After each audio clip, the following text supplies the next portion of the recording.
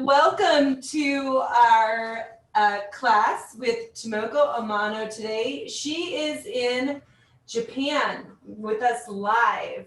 And the class we're going to do today is about cooking with Umeboshi Plums, one of those powerful probiotic rich foods. So welcome, Tomoko. Thank you for being with us today. Okay. Hi, good morning, everybody. It's 8 o'clock in Japan in the morning. I'm Tomoko Amano. I've been teaching macrobiotics and vegan cooking, plant-based, in Japan for 15 years after I studied at Kushi Institute of Japan. I joined the camp last year as a teacher for the first time, and I had a very, very good time there. I really wanted to go back to Pancrest Lake this year too.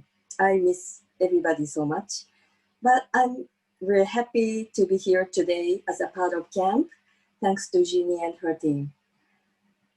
Today I'm going to talk about umeboshi, and I introduce some nice ways to use umeboshi for your daily cooking. First, let me talk about umeboshi itself.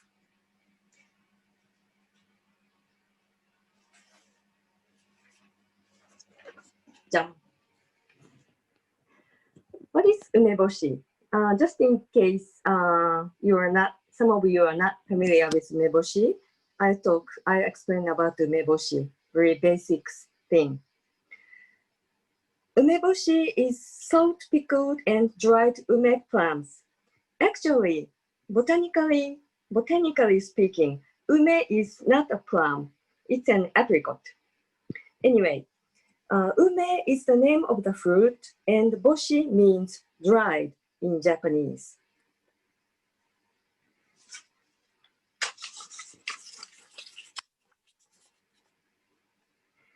In Japan, you can get fresh ume fruit in June, in the middle of rainy season. Other than umeboshi, we make some products using ume, such as ume syrup, miso pickled ume jam, concentrated ume paste, which is a traditional macrobiotic remedy, and so on. I show you some of the pictures, some of those pictures. This is ume syrup, and this one is miso pickled ume. You can just put ume into miso pot, that's all. But if you use, when you make this miso pickled ume, you need to use unripe ume, not fully ripe one. But when you make umeboshi, I recommend you to use fully ripe ume, this yellow color one. And this is ume jam. And this one is concentrated ume extract, very expensive one. You can make it yourself, but it takes long hours. So most of people buy the ready-to-use product.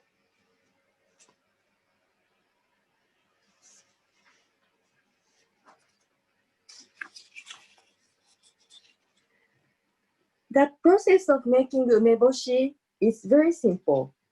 Just put ume fruit and sea salt in a jar and put some weight and leave it for 2-3 weeks until enough quantity of liquid comes from ume fruit to cover the surface of the piled ume, like this. I hope you can see the liquid here.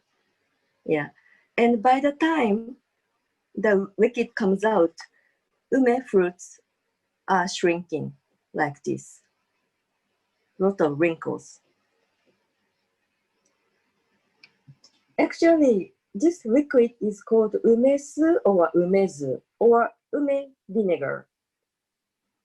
It has wonderful flavor, and you can use it for various kinds of dishes, like dressing, sauce, or you can sanitize your fingers with this ume vinegar. So when you make onigiri, omusubi, rice bowl, sometimes especially in summertime, I recommend you to put a little bit of this ume vinegar into water, then wet your fingers or hands to make rice balls.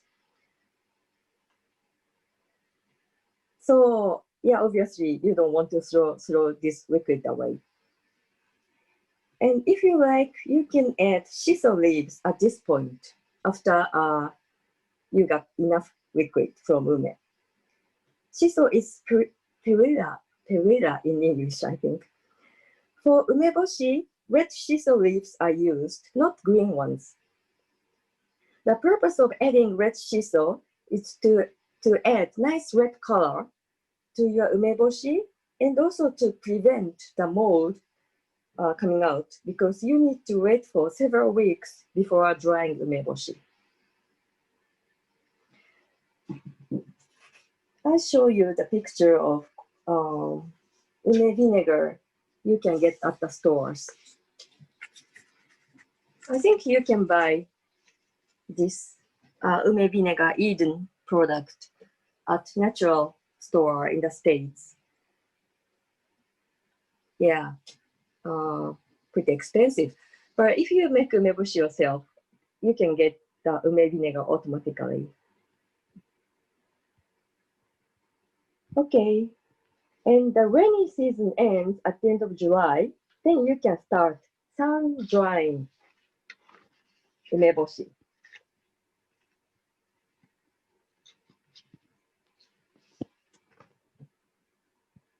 The traditional way of drying umeboshi is to leave them outside under the sun for 3 days and also 3 nights. So 3 consecutive days you leave umeboshi outside and dry. I've been making umeboshi for more than 10 years, but I had never done this 3 days, 3 nights traditional drying before because I was afraid it could rain at night. But this year I did it for the first time and it turned out very nice. I think the skin of ume becomes nice and soft by being exposed to the night dew. That's why this 3 days, 3 nights traditional way of drying is the best way to make umeboshi. Do you have any questions up to this point?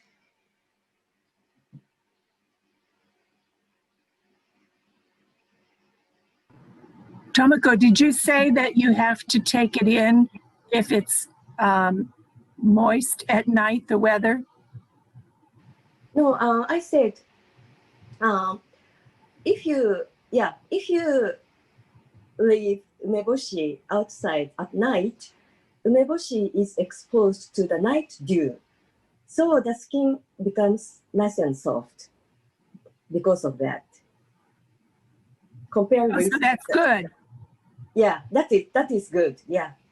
Okay. I mean, that is good. Yeah. Thank you. Yeah. I had a question too on the picture where you have several bowls with the umi plums. The big bowl, it looks like it's covered. Pardon? No, the very last. This one? No, the very last one you showed. Yeah. This you know, one? the bench with the separate different bowls. The big bowl has a cover. Do you leave it outside with a cover or without? Oh no, you don't need to cover outside. Yeah, if you cover umeboshi, the ume cannot be exposed to the air or sunlight. So important thing is to expose umeboshi plants to sunlight directly and also the night dew. So usually we don't put any cover on umeboshi when we dry it outside. I have a quick question about the ume that you put in the miso.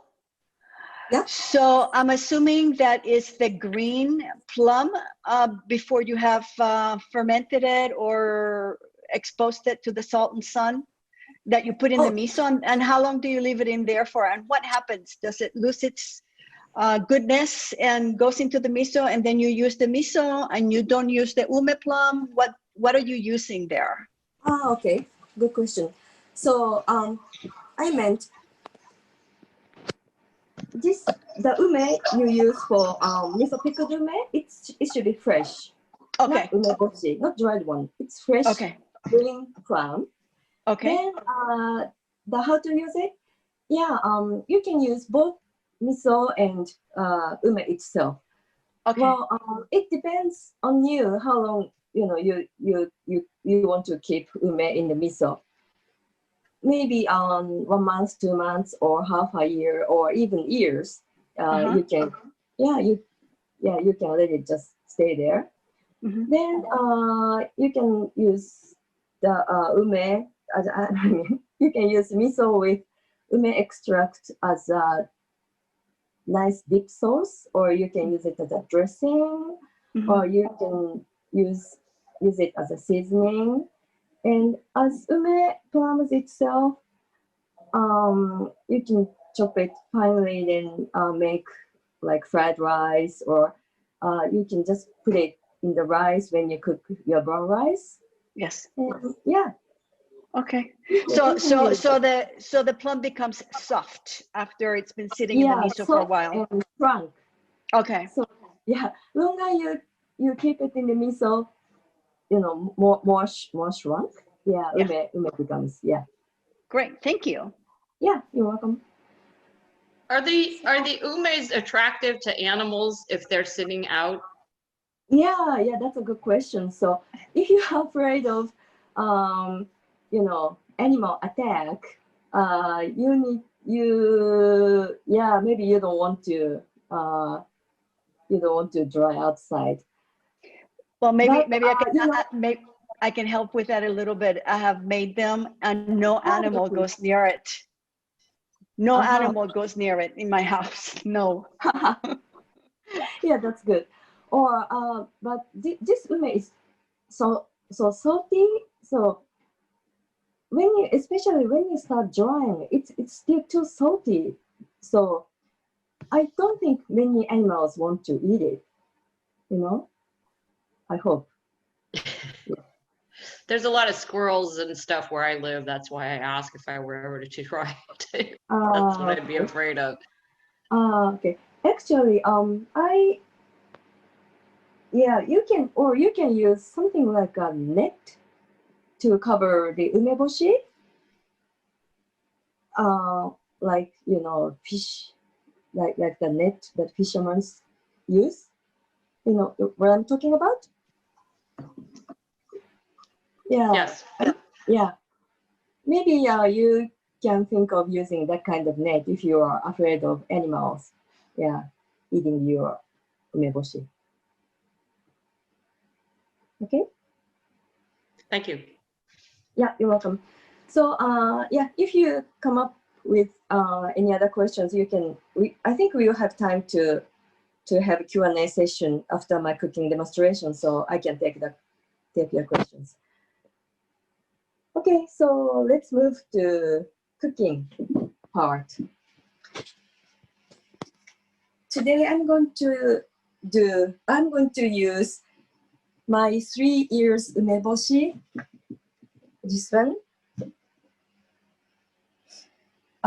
Actually, umeboshi keeps 4 years, for decades.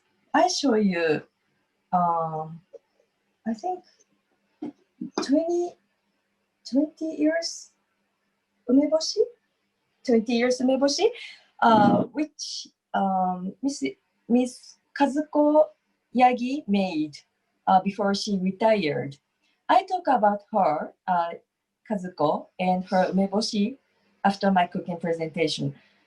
You see, it shrunk and it's so wrinkled, it became so small, and it's so powerful.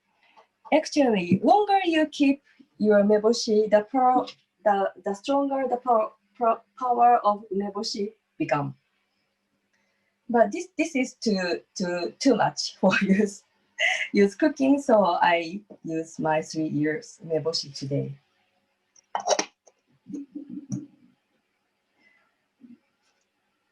Okay, so my first dish is rice dish.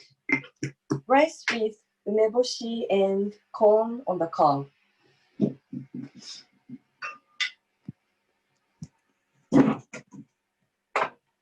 The taste of umeboshi and corn is very good combination. I learned it at Kushi Institute of Japan when I was there. Every time they served corn on the cob in summer, they served it with ume and kuzu sauce or gravy. I thought it weird at first time, but I found it so nice after eating it. So I started to cook corns with ume since then for many dishes. So this is very simple and nice summer dish. And if you can find fresh corn and cob, it's the best. And if you cannot find the fresh one, you can always use a canned one or frozen one. I hope you can find organic thing, you know, those frozen and canned ones. But if you can have, if you are lucky enough to find the fresh organic corn and cob, it's the best because the nice taste comes from the core of the corn. So that's why I prefer to use it as a whole.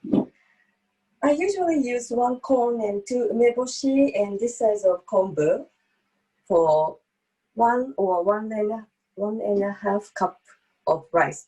Today I'm using half polished rice instead of brown rice because for time saving purpose. But of course you can use brown rice. For your own rice. So I've already set my half polished rice and water here. And I put kombu, then corn, then umeboshi,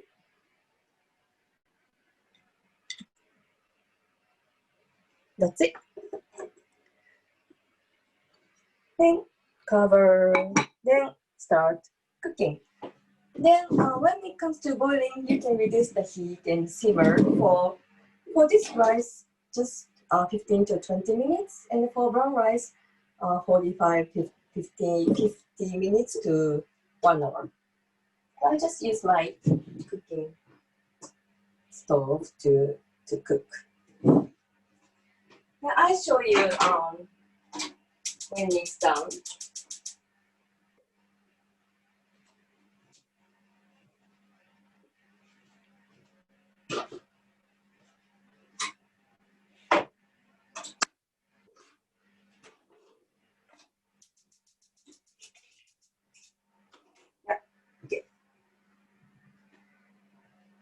So, any questions for my rice dish?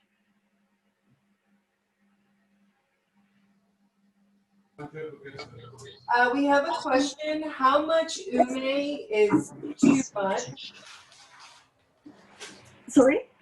The question is, how much umeboshi is too much? I think the question is in reference to like, how often do you eat umeboshi? Oh, okay. In Japan, traditionally we say that 1 umeboshi per day is good enough. Yeah. So I eat 1 umeboshi per day. Then we have Am I another answering your question. Yeah. That is, can you suggest some ways to use dried umeboshi in cooking? Dried umeboshi is like dried one. Yeah, she actually said dried. Jean, do you want to come on and ask the question more specifically? You want to unmute yourself, *6? Hi, I have a jar of umeboshi that looks similar to yours with the salt forming on the outside and the flesh becomes pretty hard. So other than just boiling it or putting it in a pot of rice. I don't know what else to do with it because it's too dried up. Oh, so too dried up umeboshi, you mean? Yeah. Yeah. Yeah, for this rice dish, I think the dried umeboshi is also good because, you know, rice is boiled, then umeboshi can be boiled with the rice, then it becomes soft. So it's okay to use over-dried umeboshi for this dish too.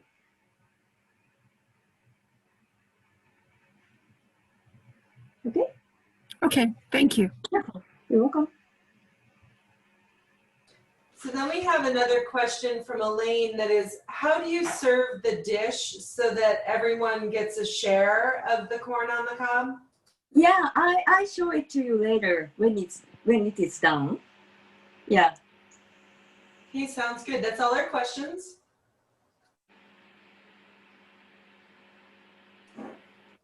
Those are all the questions in the chat. Okay, sure. Then let me move to the second dish. Second dish is called mushimi. Mushimi is very simple and nice cooking, especially for summer because it doesn't take long time to cook. In summer, you don't want to cook vegetables long and long because you need nice energy. So yeah, you can in hot summer you can eat vegetables raw, fresh, but of course you can eat cooked vegetables, but be careful not to cook it for a long time. So this mushimi is one of the best cooking way to use in summer or yeah, springtime is okay too.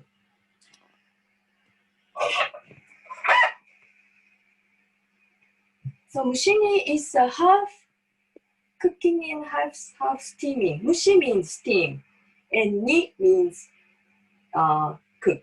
You know, cook.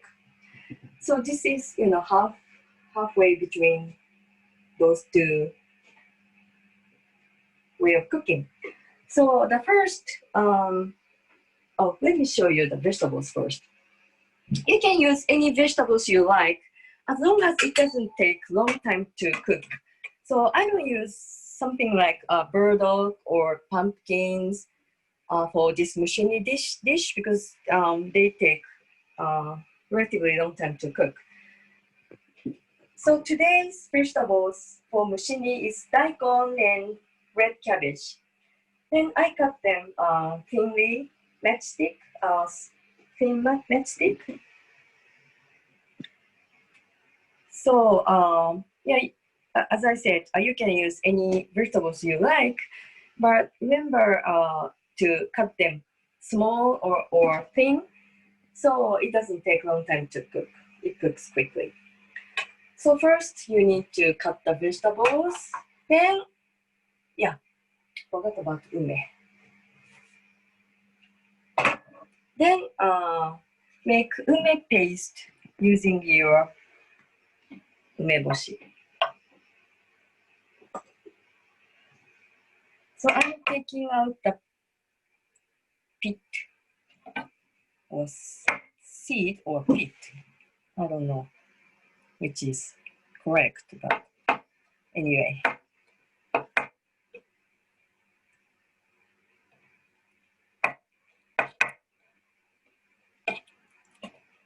You can just chop.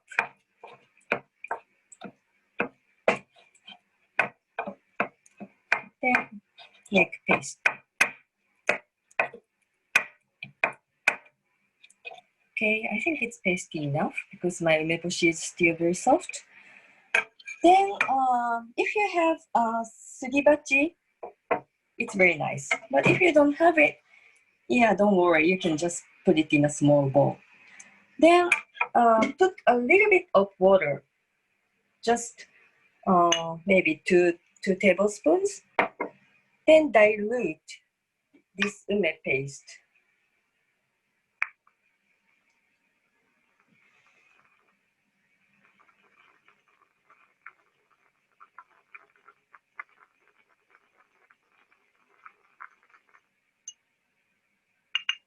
Okay. Then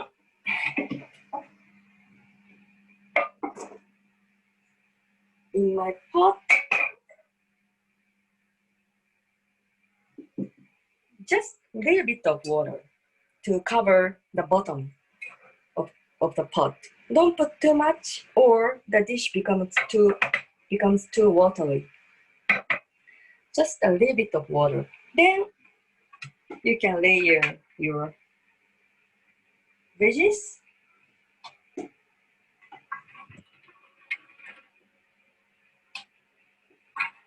Yeah, this combination, daikon and red cabbage, was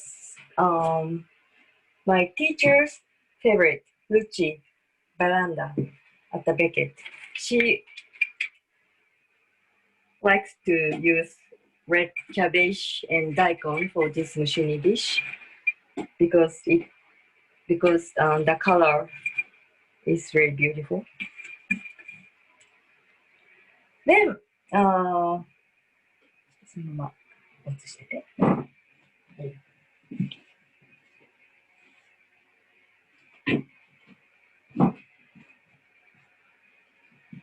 Then umeboshi paste diluted with water comes on top of veggies.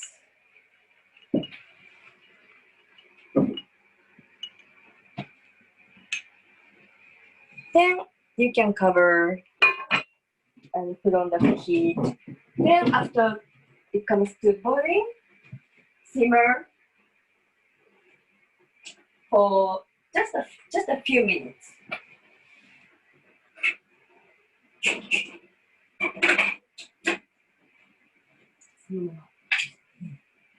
I'm taking care of my rice. I'll be back in a minute, in seconds.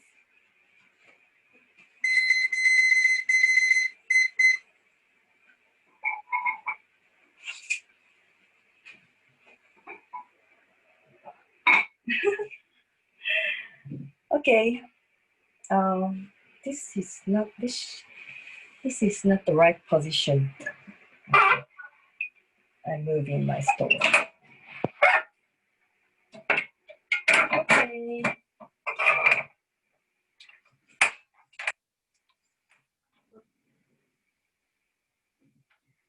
Yeah.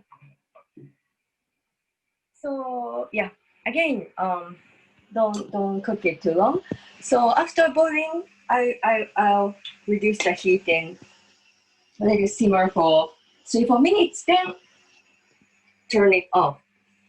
Then the heat, the remaining heat in the pot will cook the vegetables also. So only 2-3 minutes will be enough after boiling. Then I'll show you when it's done again. Okay. Any questions? Do you have? Okay. No questions right now. It's all good. So yeah, I'll go ahead. Then move to my final dish, which is ume and a sweet and sour ume dressing for salad. Tomoko, are you using kombu at all in cooking either of these dishes? Someone's asking. Sorry? Are you putting, the question is, Yeah.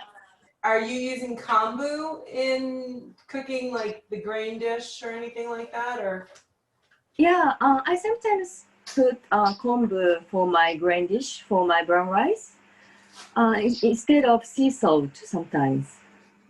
Or when I need some nice kombu flavors for my rice, like when I make sushi rice, I usually put kombu to cook with my rice.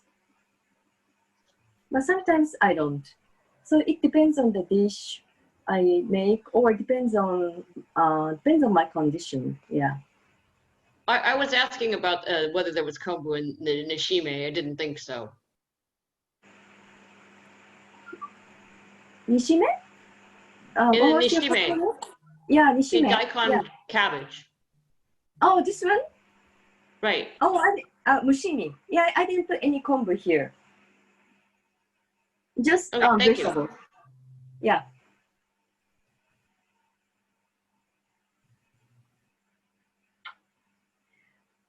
So the final dish is sweet and sour dressing. This dressing is my students' favorite because every time I introduce new dressing or sauce to my students, they ask me, "How long does it take? How long can I keep it? How long does it keep? How long does it last?" Then I sometimes disappoint them by saying, "Well, it doesn't keep more than a few days, so you should finish it as soon as possible." But this one is different. This sweet and sour dressing can keep more than 2 weeks in refrigerator, I think. So yeah, it's handy. Yeah, you can always have this dressing in your refrigerator. Oh, it's boiling.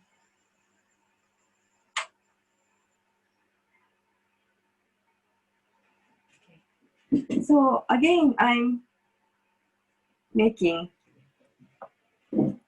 umeboshi paste here.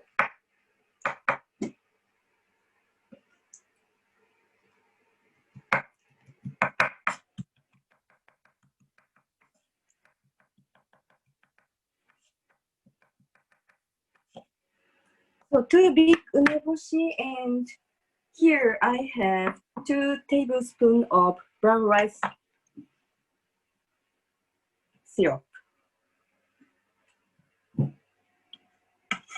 Then I simply put the ume paste here. Then another stick.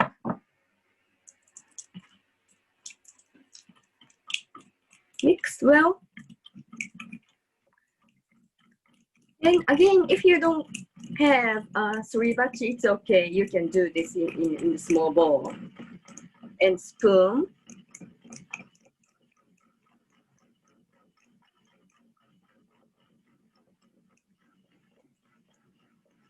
My teacher Ruchi always said, in modern times, we women tend to have very contracted organs because of too much stress, especially your uterus and ovary become too tight.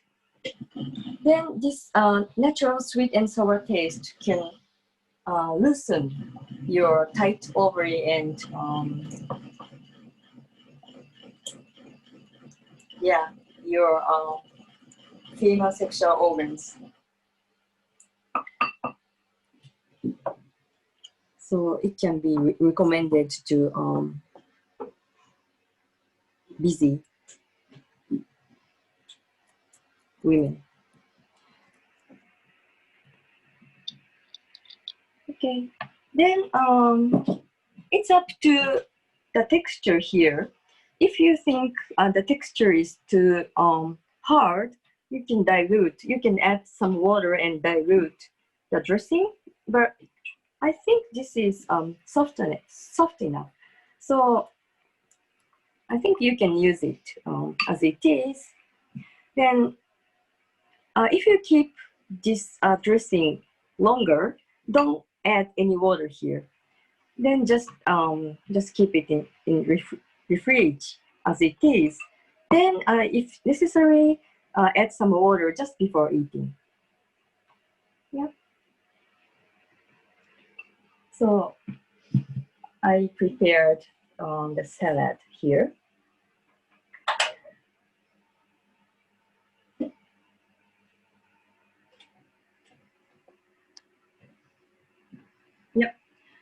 So this is non-oil dressing.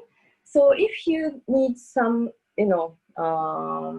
rich flavor, you can sprinkle like sesame seeds or any other seeds you want on top of the vegetables. Yeah. So it's a nice way to add some nice texture and flavor on that salad. Okay, do you have any questions?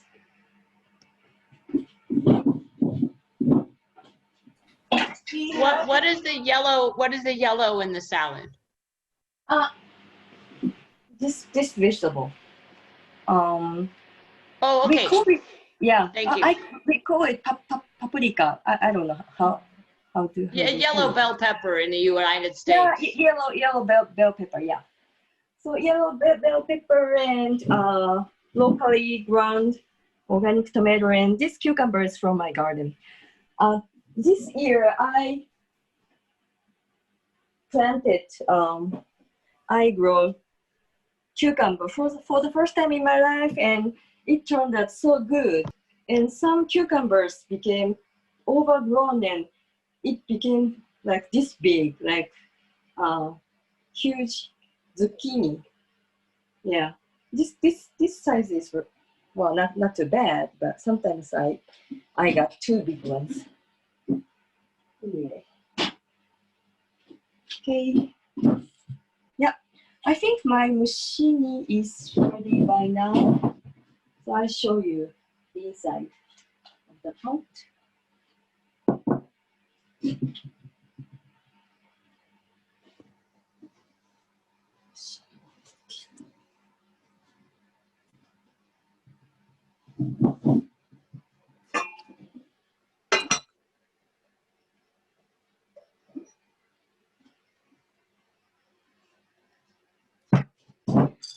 Okay. Very beautiful, isn't it? The color of red cabbage is reacting to the acidity of umeboshi. So the color turns out so bright. Yeah. Yeah, that's why my teacher loved this combination so much.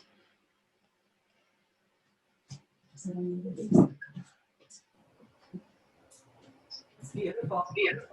Yeah, isn't it?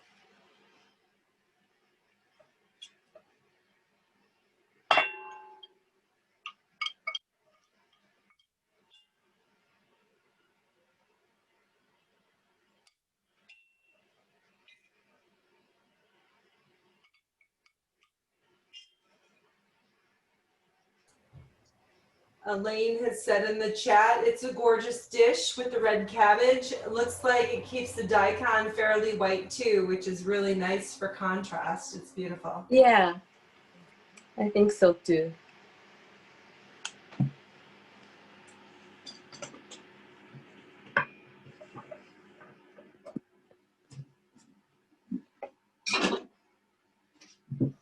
We have a question. What temperature level did you cook that on the stove and how long? You had it over high flame or how were you cooking? Yeah, high flame until it became high flame up to boiling point, then simmer after that with low flame for this time 4-5 minutes. Yeah, less than 5 minutes today.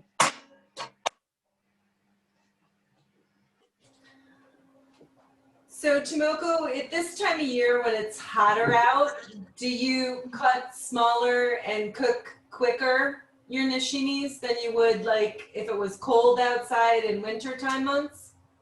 Mm-hmm. Yeah, in winter time, I'd rather make nishime, not mushimi.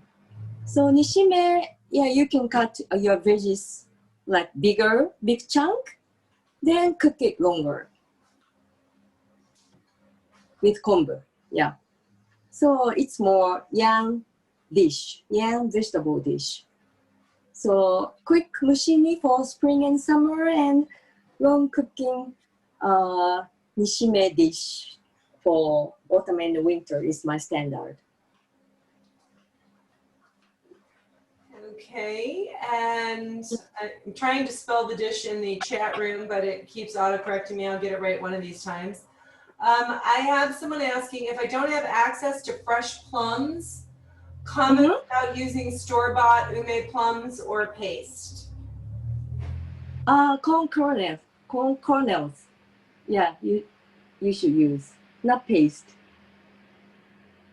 The actual plums themselves. Yeah. And then just make your own paste from the plums. Take the pit out and smush it up. Mash it up. Okay. Yeah. Okay, so while waiting for the rice finish, it should be done in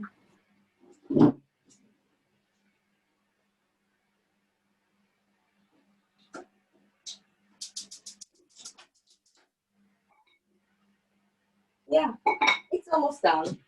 So I need to let it stay for 5 minutes. So before waiting for my rice ready to be served, I will talk about a little bit more about the umeboshi. Yeah.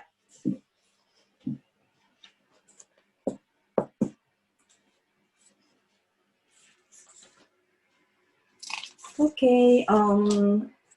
As many of you may know, umeboshi is wonderful food.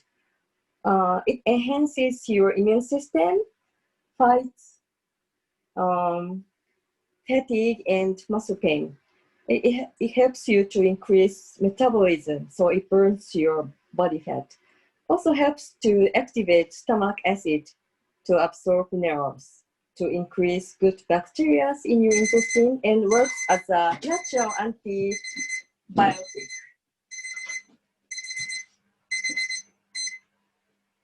Yeah, a few more minutes. Okay.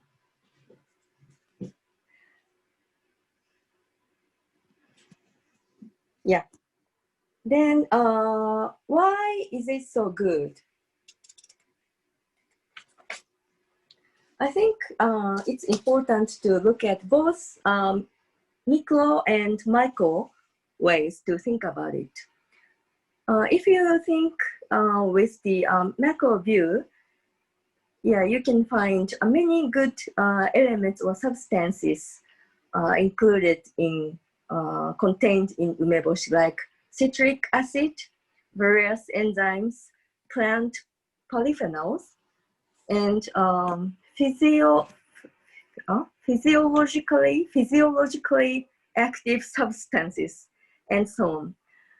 And if you look at with the macro view or traditional Oriental medicine's view, it's very interesting actually. Raw ume fruit is very in, it's very strong in, and especially the green plum are extremely in, and it's almost toxic. But in order to make umeboshi, you put a lot of salt and make it aged for long time, at least 1 year. And both salt and aging time give yang power to umeboshi. So it creates exquisite balance between yin and yang. So that's why it has such a nice and wonderful healing power to your body. It's interesting.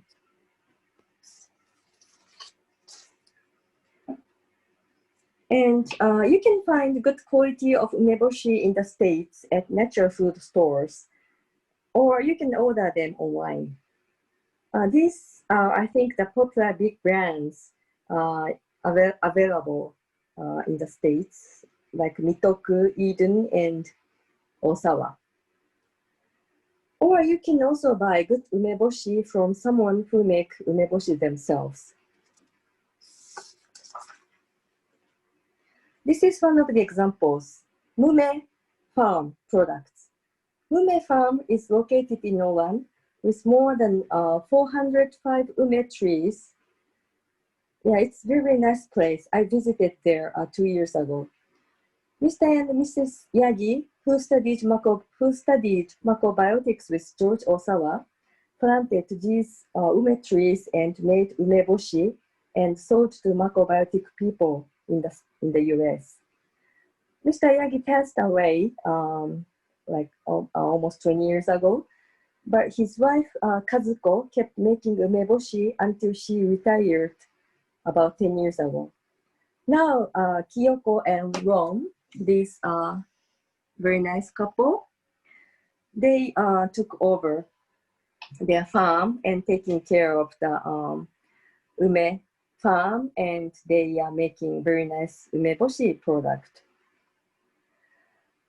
So yeah, if you Kazuko is now retired at retirement home, and she's going to celebrate her 90th birthday next week. I guess, yeah, next week.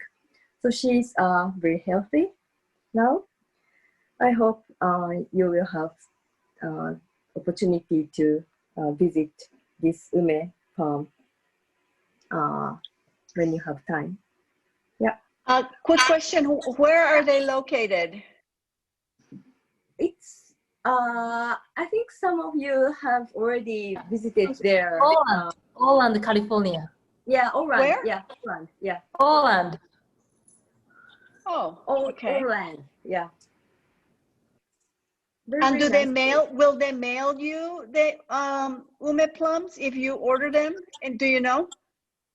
Yeah, their website is still under construction, but they have Facebook page, Mume Farm, and Okay.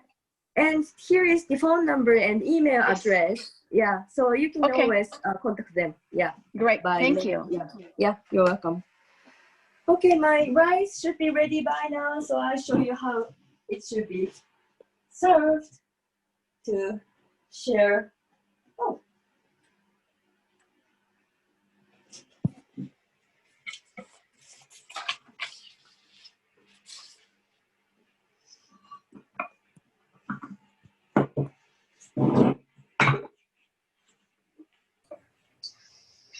So Tomoko, we have some questions while you're showing this. One is, could we see the miracle properties chart that you had again when you get a chance? You can do that in a couple minutes. But also, there's one that says the paste, oops, I just lost my chat window. Hold on here. Let's see here. Please, the paste, oh, these are all privately to me. So the question that we did have though was that earlier, the other dish that you made, I know you called it a nishimi if you were doing it at the wintertime, but the shredded version that you just did with the daikon and the red cabbage, what did you call that? What did you call that dish? Mushini. Mushini? Mushini. Mushini. Mushini. Mushini. Yeah. Okay. Mushini. Yeah. Mushini. Yes. Okay. I'm adding that to the chat so everybody now knows what a mushini is. Mushini. Yeah.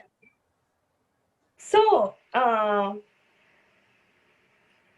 this is one part. Yeah. So you can scrub off corn kernels. Maybe I should do it on the board.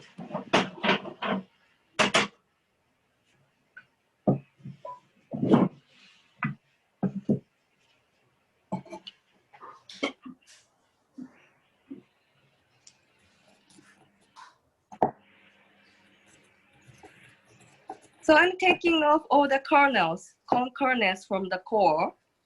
Then I get back them into the pot. Then mix well with umeboshi and rice. That's how I do it.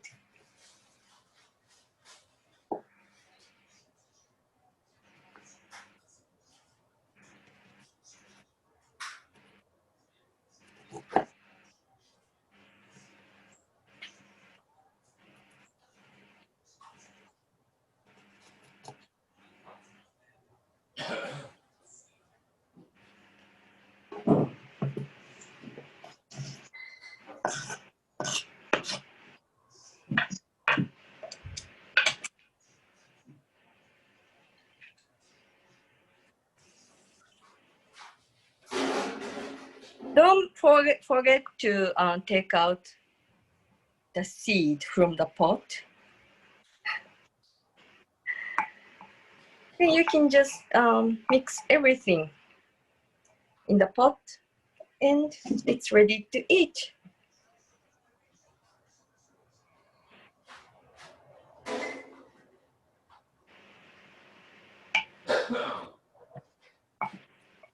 Oh, kombu.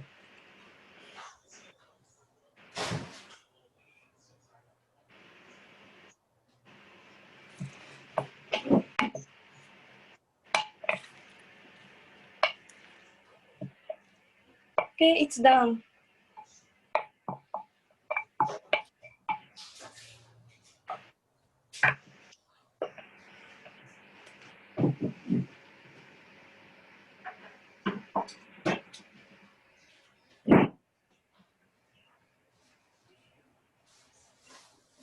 Okay, this is the end of my cooking demonstration.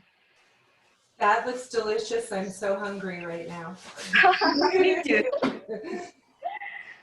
Yeah. I'm making the sweet and sour dressing as we speak. Haha, good. Okay. Does anyone have any more questions I want to stick in the chat for me to ask, or if you want to unmute yourself and talk to Tomoko directly, you can just press *6 or the unmute button. Anyone have any questions or want to share anything? I was trying to show you some more pictures, but oh yeah. So if you don't have any questions, since Could you put back up the one printout that you had? Where did it go? I had it here. The miracle food properties chart. Could you put that in front of the camera again? Just in case anyone's not aware of it, you can screenshot when she holds it up. You can screenshot if you're on a mobile device. Just do a screenshot and you'll get the chart that way. We'll also have the videos after the event is over with, so you have access to be able to go back and look at it. Or I can send this file to you, Jeannie. Then you can. That'd be great. You can make them available. To everybody. That would be wonderful. We can share all of your beautiful pictures that you put together there with everybody. We have another question. Florence is asking, is kumquat and salt jam also a sweet and sour kind of remedy? Oh, jam? Yeah, she was asking about, have you ever done it with the kumquat where it's salted, where they take the kumquat, it's a fruit, and salt that too and pickle it. Right. So you mean using kumquat instead of ume? Yeah, she was she was just asking if it would have the same kind of effect as the umeboshi plum, but I think the umeboshi plum is special. I don't think umeboshi is special. Yeah, it's very special what it does. It becomes the king of the alkalizing foods because of its natural properties, and it's different than most fruits. Tomoko was pointing out earlier that actually it can be poisonous if you eat too much of it in the raw form. So most of the time they pickle them. The actual pit of the umeboshi plum in the original raw form can be dangerous. So traditionally, for thousands of years now, they've been pickling the Umeboshi plum and making this amazing, alkalizing, rich, powerful probiotic food in Japan for a long, long, long time. Really empowering natural foods. So can I ask a quick question for the jam that you made, that you showed us over there? Did you cook is it cooked? Is the plum cooked raw? Or how is that made? Ume jam? Yes. For ume jam, we use the raw plum. Okay. Raw plum and any sweetener you like. Any sweetener you like? Okay. Yeah. Okay. Yeah. Okay. So if you have any other questions, I'll just show you the pictures of my town, the town I live. I live in the city called Kamakura. It was capital of Japan 800 years ago. So it was the center of religion and politics as well. And we have a second biggest Buddha in Japan, in our city. This is actually like 10 minutes, 15 minutes walk from my place. And we have 144 temples and shrines in our small town.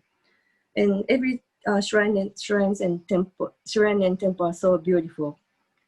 So this is New Year's Eve picture from the temple nearby. And we have mountains and ocean, and you can see Mount Fuji. This picture I took from my neighborhood. So if you have a chance, please visit me to Kamakura. And we have very nice organic cafes and shops and farmers market every morning. So yeah, and I hope next year I will be able to see you in person in the camp. I have a quick question. How do you spell the name of your village? The town that you live in? How do you spell it? Yeah, Kamakura, Kamakura. Okay, I'm just sharing that with the group. And okay, that was that question. Something else. Oh, a quick question. How do you make the ume jam? Can you just explain that real quick? How you do ume jam? It's yeah, you can make it just like you make like apricot jam. So you just cook the umeboshi plums down raw, and it's pretty much the same as making regular Yeah, jam. pretty much the same. Okay. Yeah. Great. Let me just check the chat here. I think we have all the questions answered. You have lots of compliments. Beautiful. Very beautiful. Thank you. Wish we could all eat together. You have a lovely city. Lots of compliments and thank yous on your class. Thank you. Thank you so much too. Thank you, Jeannie and everybody. Thank you. Thank you. Bye. Across the world. Thank you, Tomoko. Have a fabulous day. Thank you. Thank you, Tomoko. Goodbye. Bye, everybody.